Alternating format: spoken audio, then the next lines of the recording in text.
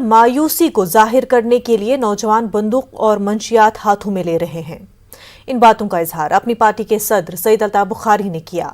उन्होंने कहा कि 370 से मुतल्लिक कोई भी फैसला सिर्फ सुप्रीम कोर्ट कर सकता है और सियासी जमातें इस मामले को लेकर लोगों को गुमराह कर रही हैं। बुखारी ने कहा कि वो वजीर आजम से मिले मगर उन्होंने PSA के तहत बंद 1700 अफराद की रिहाई को यकीनी बनाने का काम किया। बुखारी ने कहा कि मीडिया पर पाबंदियां हैं और उन्हें सच बयान करने की इजाजत नहीं दी जा रही है। अल्ताफ बुखारी ने नौजवानों पर लगे PSA हटाने और उन्हें मामूल की जिंदगी जीने का मौका देने पर जोर दिया। बुखारी ने केलर शोपिया में पार्टी कन्वेंशन में शिरकत की। बड़ी तादाद में लोगों ने इसमें हिस्सा लिया। को जब हक नहीं मिलता है, ना इंसाफी जब होती है, तो फ्रस्ट्रेशन यूथ को कहाँ कैसे निकालता है? तो फिर बेचारा ऐसे ही निकालता है, या ड्रग्स की तरफ जाता है या बंदूक की तरफ जाता है। आपके ज़रिए से भी अपील करता हूँ LG साहब से कि जितने भी ये PSA लगाए गए हैं या पुराने PSAs में जिनको फिर वापस लाया गया, एक कमेटी बनाओ, उनके वालिदैन को और उस इलाके के इज़्ज़त शहरियों को जिम्मेवार ठहराओ, उनके लिए, उनके कैरेक्टर के लिए कि आगे वो ठीक रहेंगे। इनको फिर माशरे में इज्जत से सर उठा के जीने का मौका देना चाहिए। हमारे बच्चे हैं, ये कोई बाहर के नहीं है। इन्हें लीडरों ने, जिन्होंने 72 साल में झूठे ख्वाब दिखाए, उन्होंने वर्गलाया ये करने पे, लोगों को कंधे पे यहाँ लाया। मैं तो मानता हूँ वही रिस्पॉन्सिबल है। ठीक है, आज ये 4 साल से बीजेपी ने छीना हुआ है सब। यहाँ तो बीजेपी की सरकार है, मुझे कोई डर नहीं। आपको हक होगा सच लिखने का, सच बोलने का, सच फैलाने का। जम्मू कश्मीर कांग्रेस के सदर जे मीर ने कहा कि वजीर दाखिला अमित शाह को लश्कर मिलिटेंट तालिब हुसैन के बीजेपी के साथ रिश्तों के बारे में सफाई पेश करनी चाहिए। वो जम्मू में मीडिया से बात कर रहे थे। मीर ने कहा कि गिरफ्तार मिलिटेंट तालिब हुसैन के बीजेपी लीडरान और वजीर दाखिला अमित शाह के साथ तस्वीर काफी वायरल हो रही हैं। मीर ने कहा कि ऐसे में अमित शाह को सफाई पेश करनी चाहिए। जोर डिमांड करते हैं कि होम मिनिस्टर को बजाय खुद वक्तव्य देना चाहिए, इसमें उसको खुद ये पोजीशन क्लियर करनी चाहिए, क्योंकि ये कोई साधारण मामला नहीं हो रहा है। ये देश की सिक्योरिटी और हम सब लोगों की सिक्योरिटी का मामला है। सियासत अपनी जगह, तो हम लगातार कह रहे थे कि जो इस तरह के अनासिर है देश में और ख़ासकर जम्मू कश्मीर में जो इन एक्टिविटीज़ से रिलेटेड है, उन सब को पनाह दे रही है भाजपा। और भाजपा रूलिंग पार्टी है, भाजपा हुक्मरान जमात है, और जब वो सारी चीज़ों का पनाहगाह बन गया तो ये नॉन भाजपाइयों के लिए, देश की सुरक्षा के लिए इतनी प्रेस्टिजियस अमरनाथ 3 साल के बाद जा रही है, तो जिसके लिए इतने सारे इंतजाम किए जा रहे हैं, और यही लोग तो झंडा वाहवाही करके उसके बीच में ज़्यादा देखे जा रहे हैं। तो हमें सतर्क होने की ज़रूरत है, देश को सतर्क होने की ज़रूरत है, और इस तरह के एलिमेंट भाजपा के ऑफिशियल झंडे के नीचे पाले जा रहे हैं। ये सबसे बड़ी ख़तरनाक चीज़ है। हम डिमांड करते हैं कि देश का होम मिनिस्टर इसका वक्तव्य दे, उस पर क्लियरिफिकेशन दे। जम्मू में PDP यूनिट ने बीजेपी लीडरों के खिलाफ मुजाहरा किया। मिलिटेंटों के साथ बीजेपी लीडरों के मुबैना रवाबित की मुखालफत में एहतजाज किया गया है। ये लोग लश्कर के मिलिटेंट तालिब हुसैन के साथ बीजेपी लीडरों की तस्वीरें थामे हुए थे।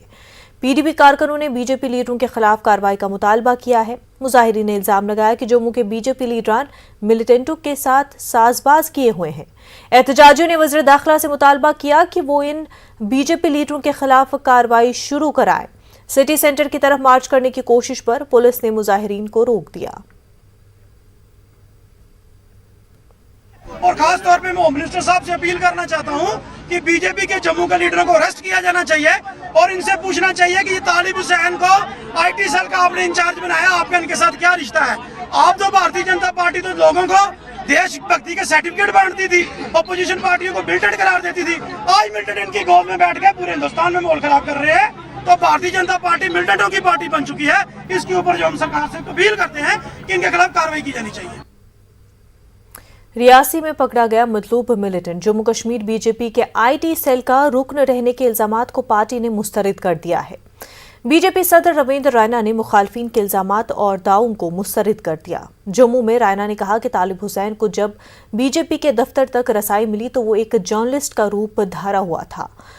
उन्होंने दावा किया कि लश्कर का मिलिटेंट तालिब हुसैन और उसका साथी जर्नलिस्ट होने के बहाने बीजेपी के दफ्तर आया करते थे। वो बीजेपी के दफातर के अंदर और सियासी रैलियों में रिपोर्टर्स के तौर पर शिरकत करते थे। रैना का दावा है कि तालिब का बीजेपी से कोई ताल्लुक नहीं था और वो पार्टी का बुनियादी या फाल रुकन नहीं था। लेटर जो सोशल मीडिया के अंदर और मीडिया के अंदर जो वायरल हुआ है, जिसमें यह कहा गया कि तालिब हुसैन शाह माइनॉरिटी मोर्चा में आईटी सेल में उसको जिम्मेवारी थी। मैं साथियों को इस बात की जानकारी दे दूं, तालिब हुसैन शाह कहीं भी भारतीय जनता पार्टी का मेंबर नहीं था। उसके पास भारतीय जनता पार्टी की कोई मेंबरशिप नहीं थी, ना तो वो प्राइमरी मेंबर था और ना ही एक्टिव मेंबर था। तालिब हुसैन शाह का जो पत्र माइनॉरिटी मोर्चा आईटी सेल का जिसमें जिक्र है, वो भी पत्र भारतीय जनता पार्टी के कार्यालय से नहीं निकला है। इस मौके पर रैना ने इस मामले की एनआईए से तहकीकात कराने का मुतालबा किया ताकि पूरी सच्चाई सामने आ जाए और ये भी मालूम हो सके कि आया तालिब के मिलिटेंट तंजीमों से रवाबित थे। एजेंसियां इस सारे मामले की छानबीन कर रही है। चूंकि यह बहुत ही गंभीर मामला है, बहुत ही चिंताजनक मामला है, इसलिए भारतीय जनता पार्टी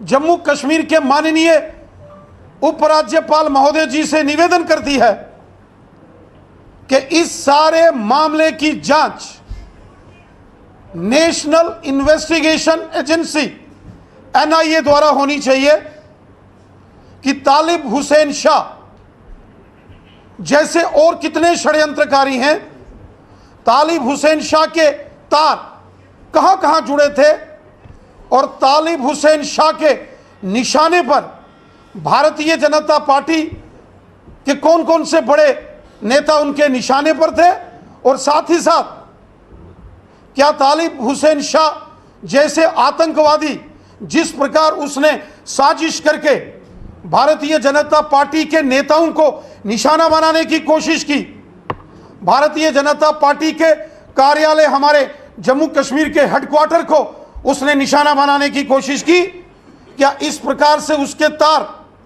किन किन लोगों से जुड़े हैं? डीजीपी दिलबाग सिंह ने जिला रियासी के महुरे का दौरा किया। सिंह ने तुकसान ढोक के लोगों की बहादुरी पर उनकी सताइश की है। उन्होंने लश्कर के 2 मिलिटेंटों को दबोचने पर उनकी तारीफ की। भारी हथियारों से लैस मिलिटेंटों को पकड़ने में दीह नौजवानों के किरदार को डीजीपी ने काफी सराहा। मिलिटेंसी के खात्मे के सिलसिले में एक नई शुरुआत है। गिरफ्तार मिलिटेंट तालिब हुसैन से पूछताछ पर पुलिस ने राजौरी के दराज में एक ठिकाने पर हमला मारा था, जहां से 6 स्टिकी बम, 1 पिस्तौल, 3 पिस्तौल मैगजीन, 2 ग्लोक पिस्तौल, 1 30 बोर पिस्तौल, 1 यूबीजीएल लॉन्चर, 3 यूबीजीएल ग्रेनेड्स और AK राइफल के 75 राउंड्स, ग्लोक पिस्तौल और दीगर हथियार भी बरामद हुए हैं। डीजीपी ने लोगों से अपील की कि वो मुल्क दुश्मन अनासर की किसी भी कोशिश को नाकाम बनाए, क्योंकि वो पीर पंजाल, चिनाब और जम्मू के दीगर इलाकों में मिलिटेंसी के अहिया की कोशिश कर रहे हैं। डीजीपी ने बताया कि मिलिटेंट तालिब हुसैन के मामले की जांच जारी है और कई पहलुओं का इंकिशाफ होने का इम्कान है। उसके तार किस किस से जुड़े हैं उसकी भी जांच हो रही है।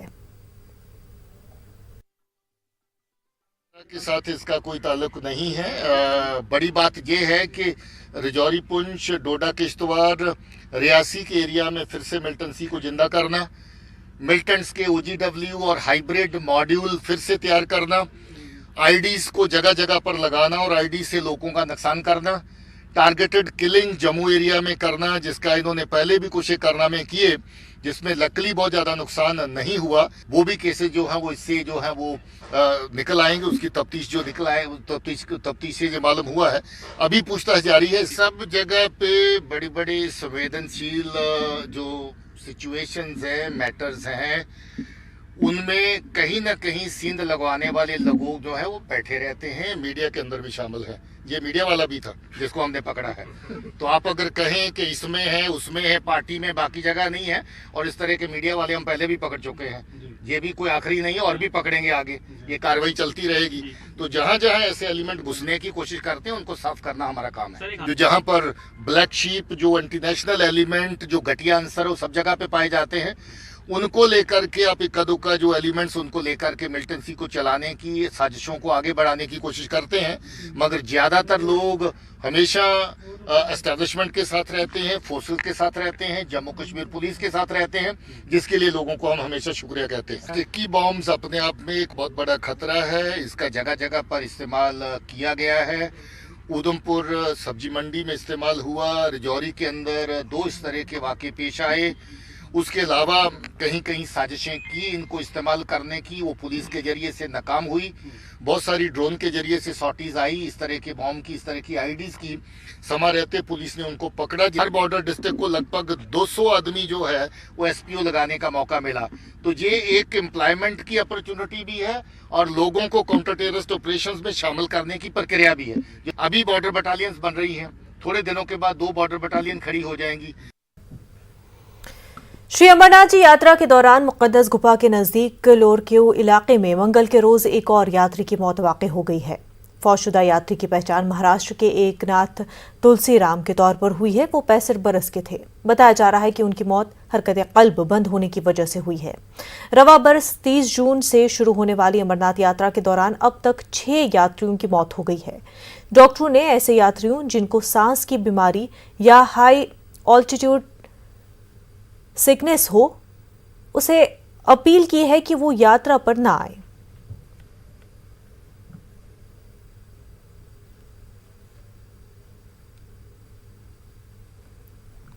कश्मीर में 30 जून से जारी अमरनाथ यात्रा को आज मौसमी खराबी की वजह से आर्जी तौर पर रोकना पड़ा। पहलगाम के नुनवन यात्रा बेस कैंप और बालतल से अमरनाथ यात्रियों के किसी नए काफिले को मुक़द्दस गुफा की जानिब रवाना नहीं होने दिया गया। यात्रियों को बेस कैंपों में ही ठहराया गया। इंतजामिया ने यह कदम यात्रियों की हिफाजत के मद्देनजर उठाया। उधर जम्मू श्रीनगर कौमी शाहराह पर रात भर क़याम करने वाले यात्रियों को कश्मीर की जानिब जाने की इजाज़त दी गई और ये यात्री मुख्तलिफ बेस कैंपों में पहुंच गए हैं। यात्रियों का कहना है कि वो मौसम में बेहतरी के इंतजार में है ताकि वो जल्द से भोले बाबा के दर्शन कर सके। उधर पहले ही यात्रा के ट्रैक पर मौसमी खराबी और आफात समावी से निपटने के लिए एनडीआरएफ और एसडीआरएफ टीमों की तैनाती अमल में लाई गई है। वाज़ेह कि अब तक 65,000 के करीब यात्रियों ने मुक़द्दस शिवलिंगम के दर्शन किए हैं। आज हम यहाँ नुनवाल कैंप में पहलगाम में रुके हुए हैं। हम आगे की यात्रा आज नहीं कर पाए। उसका कारण है कि यहाँ ऊपर मौसम खराब है, बारिश काफ़ी हुआ है। सभी लोग यात्रियों को यहीं नुनवाल कैंप में रोका गया है। अब भोले बाबा से हम यही प्रार्थना कर रहे हैं कि ऊपर का मौसम बहुत जल्दी सुधरे और हम आगे की यात्रा करें ताकि हम अतिशीघ्र भोले बाबा के दर्शनों का लाभ लें।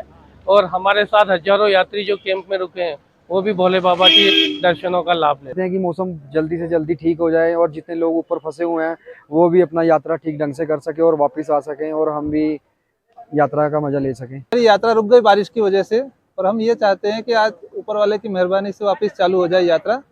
हम अच्छे से यात्रा करके चले जाएं यहाँ से। वक्फे से बारिश के बाइस अमरनाथ यात्रा मुअत्तल रही। जिला गांधरबल के बालतल बेस कैंप और मुक़द्दस गुफा के रास्ते पर बारिश की वजह से यात्रियों को बालतल बेस कैंप पर ही रोक दिया गया। उन्हें डोमील से आगे मुक़द्दस गुफा की तरफ सफर करने की इजाजत नहीं दी गई।